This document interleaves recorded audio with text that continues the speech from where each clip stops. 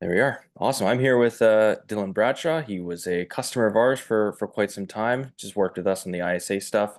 Wanted to obviously, Dillon, I wanted to loop you in. You've had some really good kind of obviously appointments with us, but you've been great to work with as well. And I just wanted to let you kind of talk more about your story, what you recommend to other agents, and really just dive into to online leads in general Sure. as a whole. Yeah.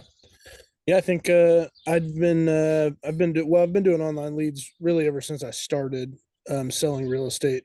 Hmm. Uh, it's been a little bit. We kind of went a few different routes with that, but for the most part, we've been super Google heavy. Yep. As far as Google PPC, we've done some Facebook. We did a very short stint with Zillow. We did Realtor.com for a while. So we've kind of been all over the board. Um, we we've also been back and forth between making our own calls, having you guys make calls. Whenever I was a solo agent, it just kind of got busy enough that it made sense, to have you call and Hmm. to have that to kind of have that in our back pocket. And then I started a team. So we ended up going a different route just because everyone that started and everyone that joined my team was a pretty new agent. And so we just kind of thought that it was thought that it was good for them to make their own calls at least in the beginning, Hmm. and then possibly circle back to having you guys start up again, which is what we did. It was not exactly what we had envisioned, but it was kind of kind of went back to being solo agents again, and Yep. yeah, kind of had you guys start there again. So Yep. so we've been all over the place with them. I mean, because consistency is key, absolutely. Definitely. We've been I've gone through gone through seasons of being very consistent, and I've gone through seasons of not, and there's sure a huge difference.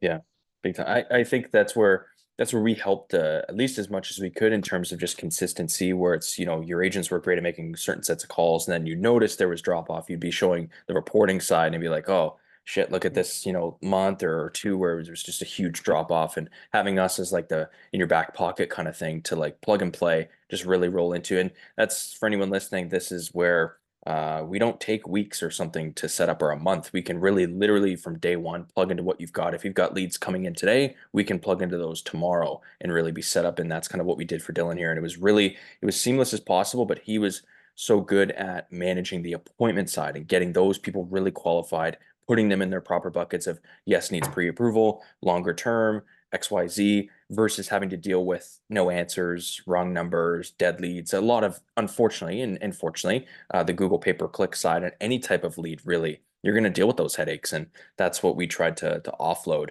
And obviously, there's, that turn on and off play to it, which is totally fun as well. That's what we're here for, as like a local but outsourced kind of company, if you will. I guess in terms of any I guess there's like a two-part question. You can answer both of them. It's like for any new agents, what do you recommend? And when you were starting, what did you see was the most successful? And then for the kind of more experienced agents who just haven't ran online leads before, what do you recommend for kind of both those scenarios, even if it's just Yeah. a point or two?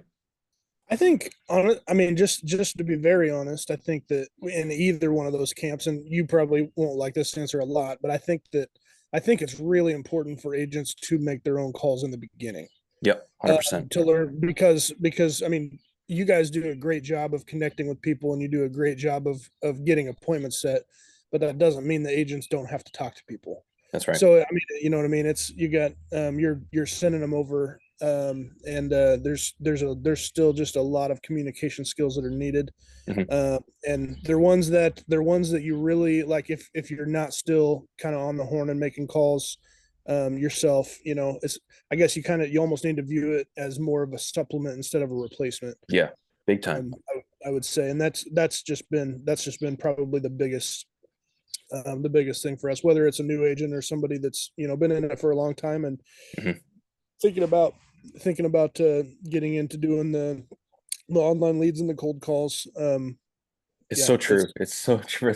No, I really like that answer. Selfishly speaking, just really quick, I actually prefer that because when the customer that has their agents make the calls and then comes to us is actually way more successful and honestly just more appreciative and respectful than someone who comes to us and says, yeah, screw the agents making the calls, you guys just do it. They have a very skewed expectation. They're kind of coming off not hostile, but they're definitely coming in a lot hotter than someone who hasn't done this. And what happens a lot of the time is when agents make their own calls, they actually respect our role much more. They realize how difficult it is, and they almost ask themselves like, damn, like these guys are really more like grinding in a certain way. And they're really going to work for us as long as we're able to put in that, that end of the work, which is still qualifying. This isn't everything served on a silver platter. Online leads, if you're not, ready, they will walk all over you, and they will screw, anyone they can, because they're getting multiple calls from multiple agents. They're typically on multiple sites. So that's a big issue. And no, honestly, I really actually recommend, especially new agents, even just sometimes experienced ones, to get your feet wet, and just keep on the ball with communication skills. It's such an easy way to just make, be efficient, make calls, get appointments set, that kind of thing. So no, I really agree with that answer, to be honest. Sure. Yeah. So yeah. That's sweet.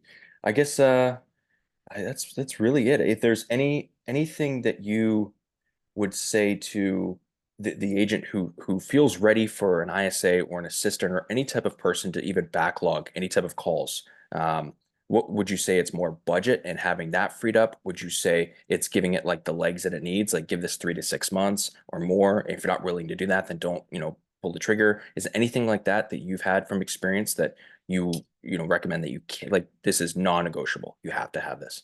Sure. Yeah. I mean, I think it's the same. It's the same in every kind of lead generation, whether it be online leads. If you're hiring an ISA, if you're just starting a new platform, if you're starting to do mailers, whatever route you want to go, Hmm. you've got it. You're looking at 3 to 6, 8, sometimes months, 10 months, a year before Yep. you start to see a return on that.